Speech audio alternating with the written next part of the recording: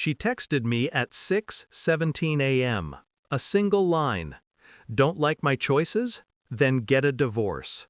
No explanation, no hesitation. Just that. The message sat on my screen like a blade pressed gently to my throat, light enough not to cut, sharp enough to promise it would. I stared at it for a long time, feeling the quiet hum under my skin. It wasn't anger. Anger is loud. This was something slower, something that breathed with my pulse. She was already halfway to the airport when she sent it. I knew that. I'd heard her suitcase wheels dragging across the hallway an hour earlier, the rhythmic clacking like a countdown she assumed I couldn't hear. Her voice had been too cheerful for Dawn, too sweet, too practiced. Just a girl's trip, she said, a little reset. But her eyes? Her eyes told a different story. Bright, excited, unfocused. The eyes of someone already mentally somewhere else. Someone with someone else. And now the text. The final confirmation she no longer cared to hide the truth. Outside, the morning light crawled across the kitchen tiles, slow and indifferent. I took a breath, a deep one. The kind you take right before you choose who you're going to become. All right, I whispered into the quiet. If she wanted a divorce so confidently, she'd get exactly what she asked for, just not the way she expected. I reached for my mug, cold coffee, untouched, and set it aside. And then I began. The signs had been there, scattered like crumbs for a man she assumed was too blind or too loyal to follow. Late-night giggles behind the bathroom door, messages she shielded with her palm, a sudden obsession with privacy, a word that tasted foreign coming from her mouth. I dismissed them at first. We all do. We believe in the people we love long after they've stopped believing in us. But the shift was too stark to ignore. Her weekend errands, her new friend from the gym, the way she returned home smelling of cologne that wasn't mine. And then the trip. A full week. A beach resort she'd shown me months ago, the one she said we couldn't afford. She booked it anyway, without hesitation. I need space, she murmured breezily, something for myself. But the packed lingerie told another story. The wax appointment on her calendar told another. The way she smiled while zipping her suitcase closed told the truth she never planned to voice. Still, I said nothing. Suspicion is a quiet wound. It festers, but it teaches. I learned to watch without reacting. I learned to listen to the conversations she didn't realize she was having. And when she tossed her last defense at me, "Don't like my choices? Then get a divorce," her casual cruelty didn't break me. It clarified everything. The woman I loved was gone. The one standing in her place thought she'd already won. She had no idea the game had just shifted to my side of the board. The week she was gone, I moved like a man preparing for winter, quiet, focused, careful with every step. I started with her phone records, details she never imagined I'd know how to access. The hours-long calls with a number saved under a woman's name. Clever, almost. Except the voicemail greeting belonged to a man. Then the bank statements. Charges from restaurants she claimed she never visited. Uber rides terminating at the same apartment complex. The same unit number. Repeatedly. Next came the photos. Public ones.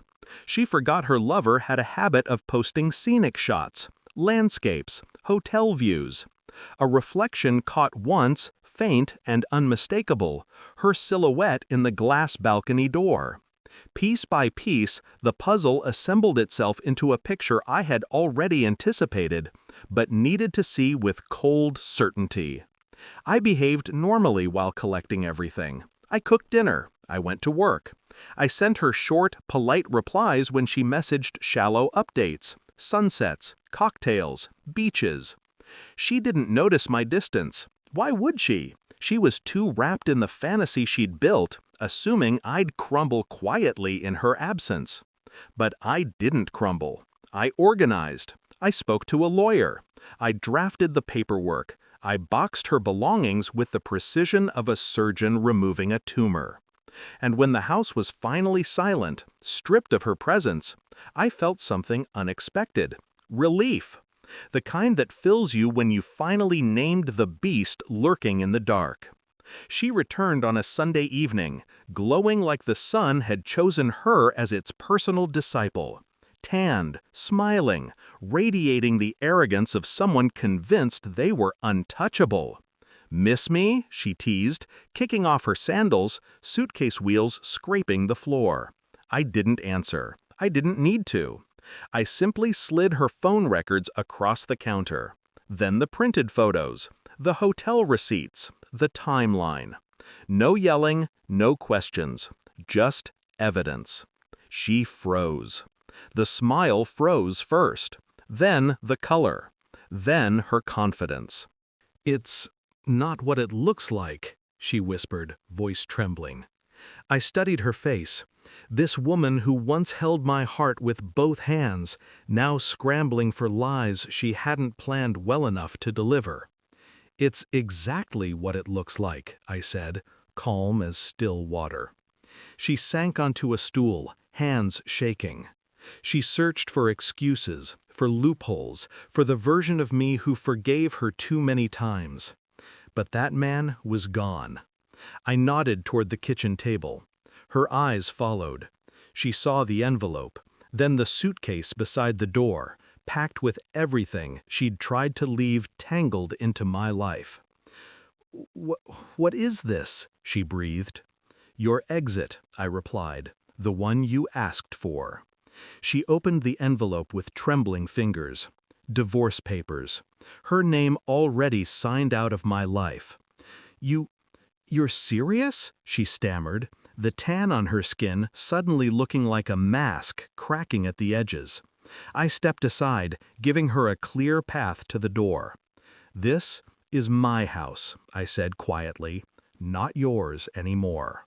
Her breath hitched. A choked sound escaped her, shock, fear, disbelief twisting inside her like barbed wire. "You can't do this," she whispered. I already did. No yelling, no chaos, just the truth delivered like a scalpel, precise, lethal, clean.